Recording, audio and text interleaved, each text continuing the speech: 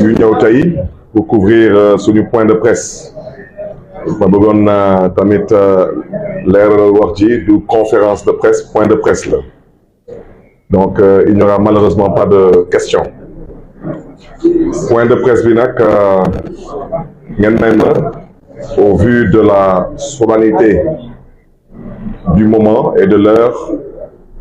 que ñu commencé point de presse bi ci nasaraan comme moom mooy langue officielle du Sénégal ensuite ñu tënk loolu ci wolof. Chères concitoyennes, chers concitoyens, mesdames, messieurs les journalistes, les résultats des élections législatives du 31 juillet 2022 ont révélé une évidence. La coalition présidentielle est minoritaire. Pour la première fois dans l'histoire politique de notre pays, le président de la République n'obtient pas la majorité absolue à l'Assemblée nationale du Sénégal. Malgré les contorsions du ministère de l'Intérieur et de la Direction générale des élections, malgré les arguties juridiques du Conseil constitutionnel, malgré les manœuvres frauduleuses de Benno Bokk Yakaar qui ont entaché le scrutin, l'opposition a gagné les élections législatives du 31 juillet. C'est un fait incontestable et les incantations désespérées des tenants du pouvoir ne pourront rien y changer. Ces résultats sans précédent montrent que le peuple sénégalais a définitivement tourné le dos à M. Macky Sall et a rejeté les politiques funestes que son régime nous inflige depuis plus de 10 ans. Cette victoire de l'opposition, nous la devons à la maturité du peuple sénégalais qui a clairement exprimé sa position lors de ces élections, surtout sa volonté de changement. Nous la devons également à l'unité de l'opposition, qui a permis de mettre en place une stratégie d'alliance inédite, matérialisée par l'intercoalition Yewwi Wallu. En effet, l'intercoalition a permis de mobiliser et de rassembler les électeurs et de leur proposer un choix clair de candidats communs dans tous les départements de notre pays et dans la diaspora. L'opposition a relevé avec succès le défi de l'unité. C'était l'un des objectifs que nous nous étions assignés en mettant en place l'intercoalition Yewwi Wallu. Chères concitoyennes, chers concitoyens, mesdames, messieurs les journalistes, cette victoire de l'opposition ne ferait pas sens si nous n'arrivons pas à opérer à partir de l'Assemblée nationale les ruptures radicales et à réaliser les transformations structurelles fondamentales que notre pays ne peut différer sans risque de se perdre. J'ai conscience que nous sommes interpellés sur notre capacité à tenir nos engagements.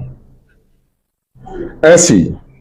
c'est en mesurant avec gravité les défis que nous attendent, mais également avec responsabilité et humilité,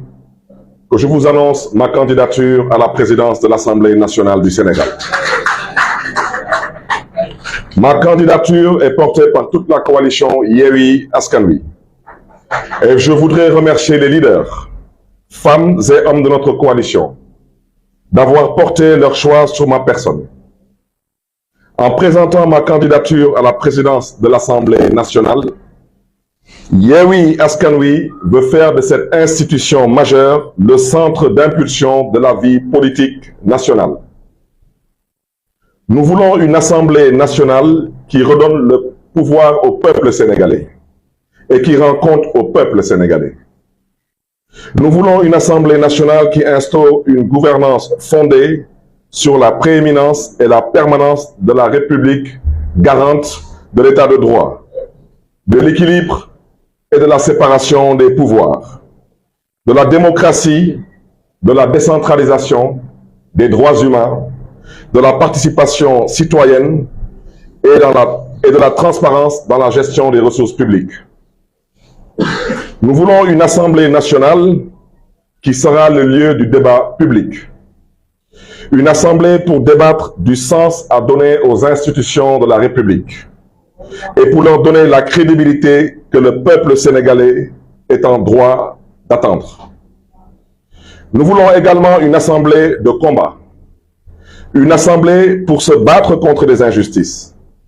contre la hausse des prix des denrées,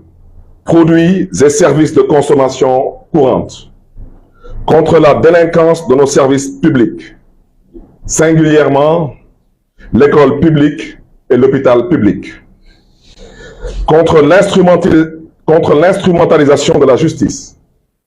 contre les inondations et les tragédies qui en découlent, malgré des milliards engloutis par le pouvoir actuel dans les eaux de pluie. D'un mot, une assemblée pour remédier au déclin de notre pays. Nous voulons une assemblée pour se battre pour des politiques sociales qui valorisent le capital humain, par l'éducation, la formation et l'emploi, qui protègent par la santé et la sécurité, qui diffusent des solidarités pour les personnes vulnérables. Nous voulons une assemblée qui garantit une gestion transparente et rationnelle des ressources publiques dans l'intérêt de notre pays et qui assure une répartition équitable des recettes tirées de l'exploitation des ressources naturelles, de sorte à générer une incidence positive réelle sur le niveau de vie des Sénégalais et à en faire bénéficier les générations futures. Nous voulons une assemblée qui impulse des politiques économiques dynamiques, diversifiées et portée par le secteur productif national afin de produire une croissance inclusive, des richesses durables, de créer des emplois pérennes et de lutter efficacement contre la pauvreté. Dans le cadre d'une démocratie apaisée, qui renoue avec les vertus du dialogue et au moyen des mécanismes de collaboration entre le législatif et l'exécutif, nous adopterons des lois qui placeront les Sénégalaises et les Sénégalais au cœur des politiques publiques afin ensemble de relever les défis du temps présent et de construire un avenir de prospérité, de liberté, de justice et de solidarité. Je tends ma main à tous les députés de la présente législature et les invite à se rassembler autour de ma candidature et à porter avec moi l'ambition d'ouvrir sans délai une ère inédite en matière de gouvernance et de politique publique. Sénégalaises, Sénégalais, que Dieu vous garde et que Dieu vous bénisse. Je vous remercie de votre aimable attention.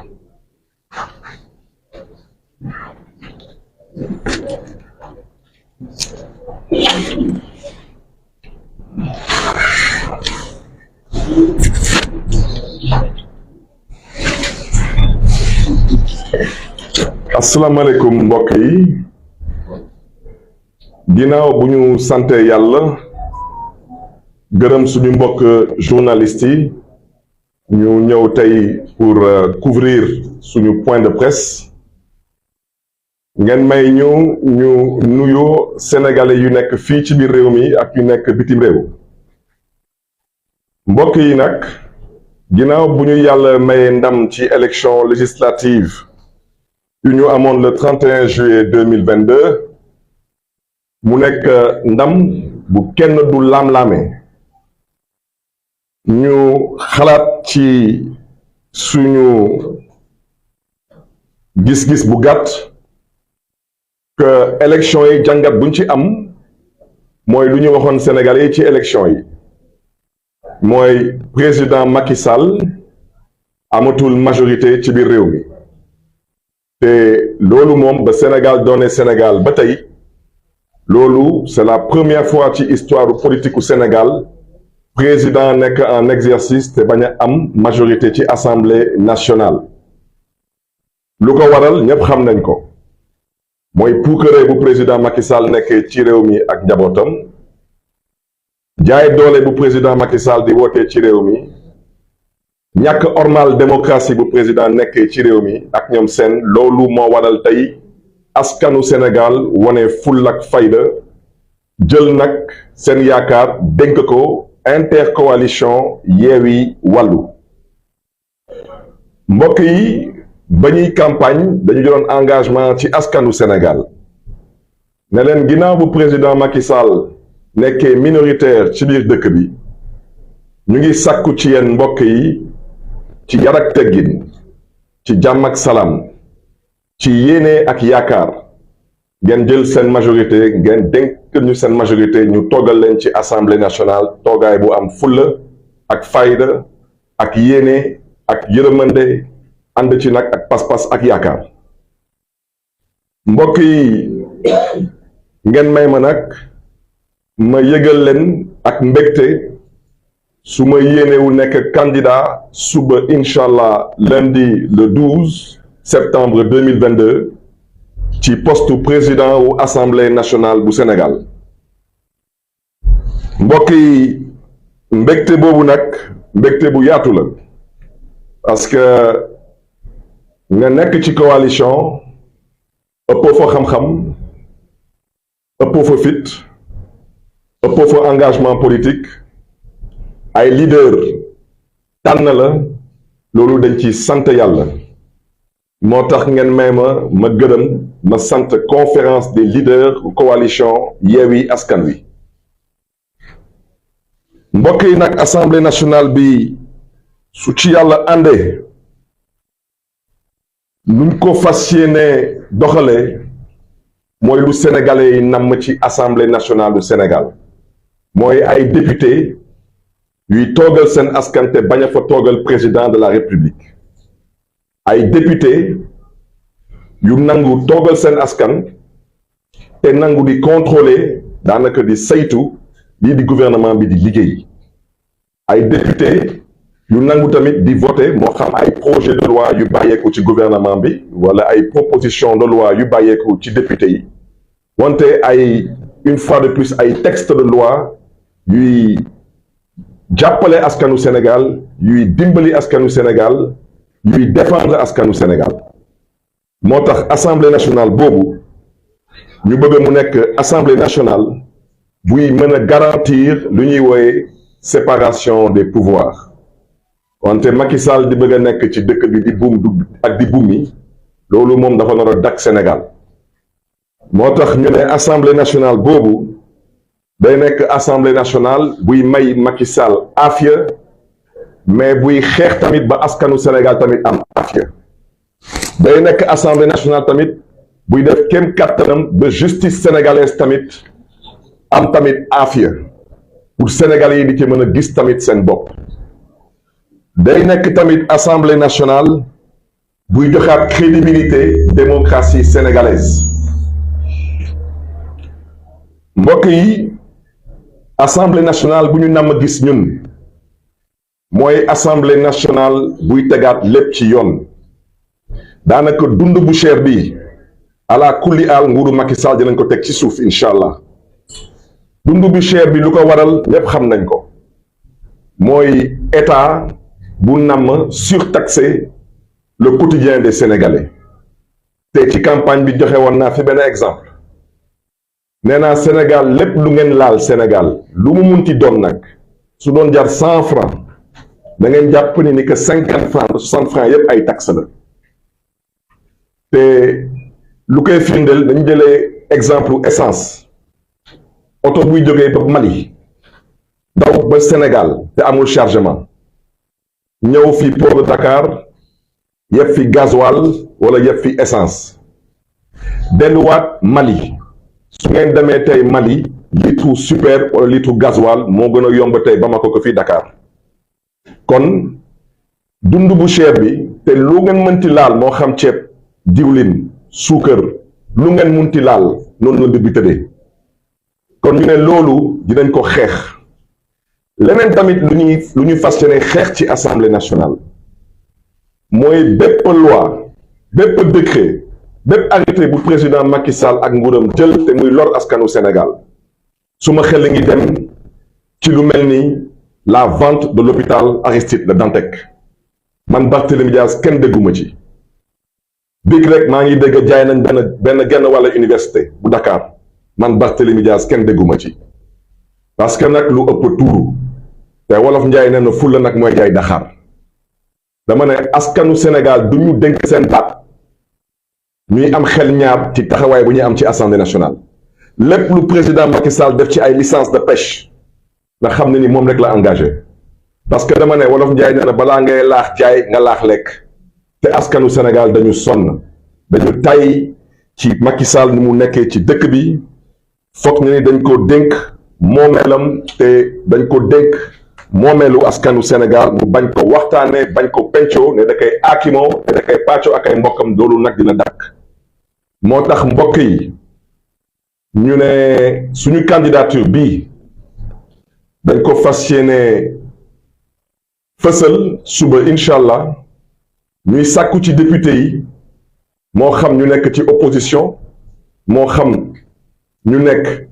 ci majorité parlementaire parce que ma bëgg a wax ji leer opposition parlementaire nekkatul ñun parce que président de la république bu amul majorité absolue kooku wax dëgg yàlla su amee ay mbokk na mbokk mi wax ak moom kon nag député yu nekk ci opposition parlementaire xam nañ seen bopp malheureusement dañ leen tëj ci benn hôtel depuis ñetti fan wax dëgg yàlla regroupement nawetaan sax amul loolu regroupement nawetaan daal ci gàttal sax da ngay ñëw ci suba si rek ngeen añ après ngeen dem football wante regroupement ñetti fan moom loolu lu muy wane ni day wane ni que président Macky Sall dafa jaaxle dafa tiit te yoratul majorité ci assemblée nationale ñu ne assemblée boobu mbokk yi lépp luy koom-koomu Sénégal lépp luy richesse bu sénégalais yi am dañ ko fas yéene leeral pour sénégalais yi xam ne exactement loolu lu mu toll ci koom-koom ak lan lañ ci mën a liggéey te dinaa leen jox benn exemple mbokk yi wax naa leen exemple hôpital Aristide Le Dantec xam ngeen lu nopp mënul dégg ak lu xel mënul nangu mooy dëkk bu am pétrole dëkk bu am gaz dëkk bu am zircon ñu nekk pour tabax lu mel ni hôpital foog ñu jaay genn wàll hôpital bi pour tabax hôpital bi loolu wax dëgg yàlla ñàkk yéene ak ñàkk yërëmande mënul weesu loolu mbokk yi nag ñu ne assemblée boobu nuñ ko gisee nuñ ko nammee mooy nu ko sénégalais yi gisee nu ko sénégalais yi nammee mooy yàqal président Macky Sall taxuñu jóg parce que président Macky Sall ñortuñu parce que nag wax dëgg yàlla lu sénégalais yi def le 31 juillet 2022 ku mu doyut leneen du la doy kon suñu taxawaay xam nañ ko mooy gunge gouvernement Macky Sall ci lépp luy intérêt peuple sénégalais wante lépp lu ngeen xam ne day lor askanu Sénégal dañ ko fas yéene xeex te teg ko ci suuf ci fulla ak fayda ci yar ak teggin ci yéene ak yërëmande ci suñu askan ak yaakaar bu askan bi am ci ñun kon nag mbokk yi loolu laa bëggoon wax ci gàttal ñuy gërëm ñëpp di sant ñëpp di ñaanal askanu Sénégal yàlla na leen yàlla gën a yokkal sutura yàlla na yàlla xeeb dolli lu mu teg Sénégal tey ci jàmm te leen di jox dig daje incha allah suba ci assemblée nationale du Sénégal di bëgg nag am leneen lu ma ci yokk dama ne ñun nekkoon nañu ay député ci assemblée nationale du Sénégal ñu may waxal xam nañ seen bopp dama ne ñu nar a suba organiser élection président assemblée nationale du Sénégal dañ leen bëggoon nekk xamal ne ni que bii mooy 14e fois bu assemblée nationale di procéder ci exercice bu mel noonu kon nag bu fi kenn indi lu fi musul am bu fi kenn jéem a def lu fi musul am parce que wax naa ko suñu taxawaay ci assemblée nationale bu ci kenn am xel ñaar day nekk taxawaay bu ànd ak fulla bu mat sëkk fayda bu mat sëkk ak yéene ak yaakaar ci suñu askan ñu ngi leen di gërëm di leen di sant jërë ngeen def mbokk yi.